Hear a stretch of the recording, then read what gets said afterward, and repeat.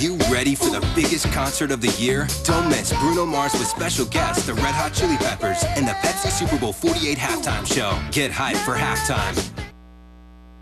Nothing is more American than Super Bowl Sunday, and as part of it, we go to our nation's capital and the White House, where Fox News' Bill O'Reilly is with the 44th President of the United States, Barack Obama. Mr. President, thank you for doing this. Great to be with you. Really appreciate it. I want to get some things on the record. So let's begin with health care. Yeah. October 1st, it rolls out. Right. Immediately, there are problems with the computers. Right.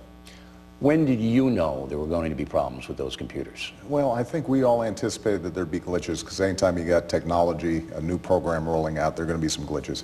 I don't think I anticipated or anybody anticipated the degree of the problems with the website. And right, so you just didn't know when it rolled out that this was going to be a problem? Well, I don't think, as I said, I don't think anybody anticipated the degree of problems that you'd had on healthcare.gov. The good news is that right away we decided how are we going to fix it. It got fixed within a month and a half. It was up and running, and now it's working the way it's supposed to, and we've signed up 3 million people. I don't know about that, because last week there was an Associated Press poll of people who actually went to the website, and only 8% of them feel that it's working well. Why didn't you fire Sebelius, the secretary in charge of this? Yeah. Because, I mean, she had to know after all those years and all that money that it wasn't going to work. You know, my main priority right now is making sure that it delivers for the American people. And you're not going to answer that? What we've ended up doing is we've got 3 million people signed up so far. We're about a month behind of where we anticipated we wanted to be. We've got over 6 million people who've signed up for Medicaid. Yeah. We've got 3 million young people under the age of 26 who are signed up on their parents' plan. And so what we're constantly figuring out is how do we continue to improve it? How do we make sure that the folks who don't have health insurance can get health insurance, and those who are underinsured are able to get better health insurance? I'm sure that the intent is noble, but I'm a taxpayer, and I'm paying Kathleen Sebelius' salary, and she screwed up, and you're not holding her accountable. Well, I promise you that we hold everybody up and down the line accountable, but when we're midstream, Bill, that we want to make sure that our main focus is how do we make this thing work so that people are able to sign up, and that's what we've done. All right. Was it the biggest mistake of your presidency to tell the nation over and over, if you like your insurance, you can keep your insurance? Oh, Bill, you've got a long list of my mistakes in my presidency. No, really, for you. Wasn't that the biggest one? This is one that I regret, and I said I regretted, in part because we put in a grandfather clause in the original law saying that, in fact, you were supposed to be able to keep it.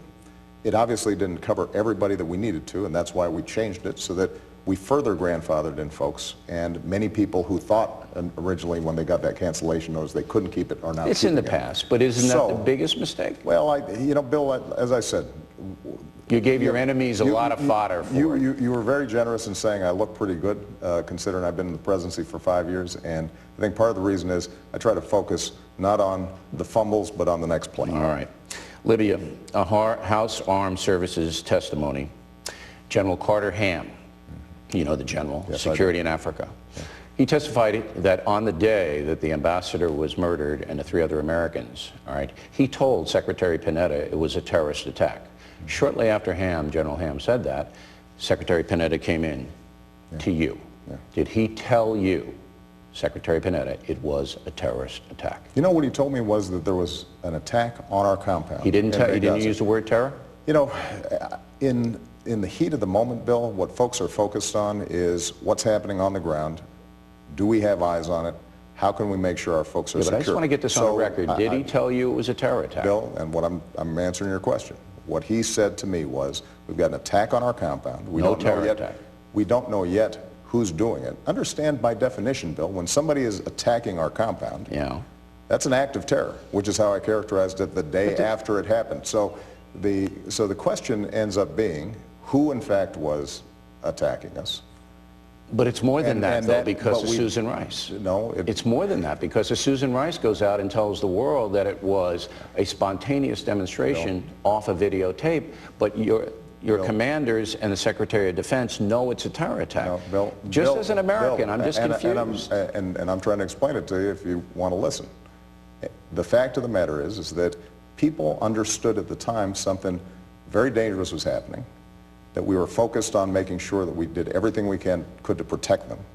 In the aftermath, what became clear was that the security was lax, that not all the precautions that needed to be taken were taken. And both myself and Secretary Clinton and others indicated as much. But at the moment, when these things happen, Bill, on the other side of the world, it's the fog of war.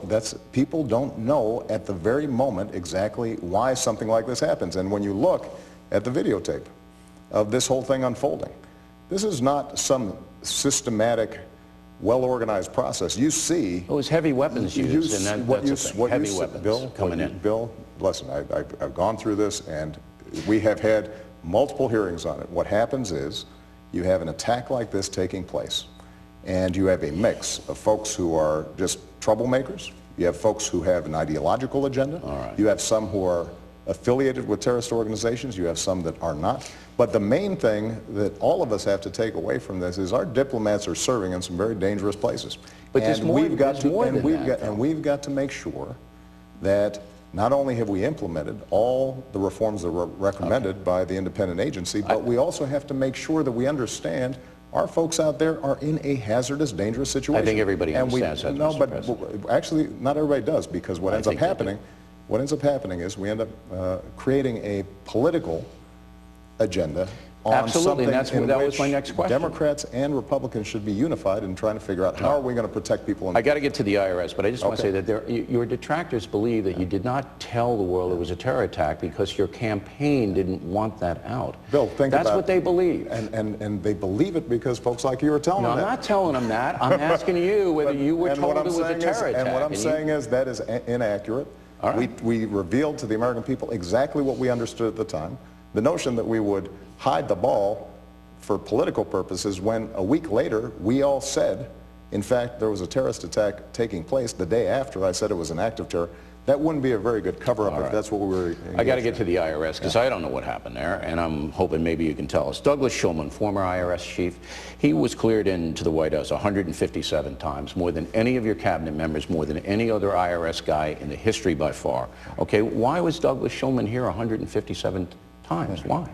Mr. Shulman, as the head of the IRS, is constantly coming in because at the time we were trying to set up the healthcare.gov, and the what did IRS, he have to do with that? The IRS is involved in making sure that that works as part of the overall healthcare team. So it was all healthcare?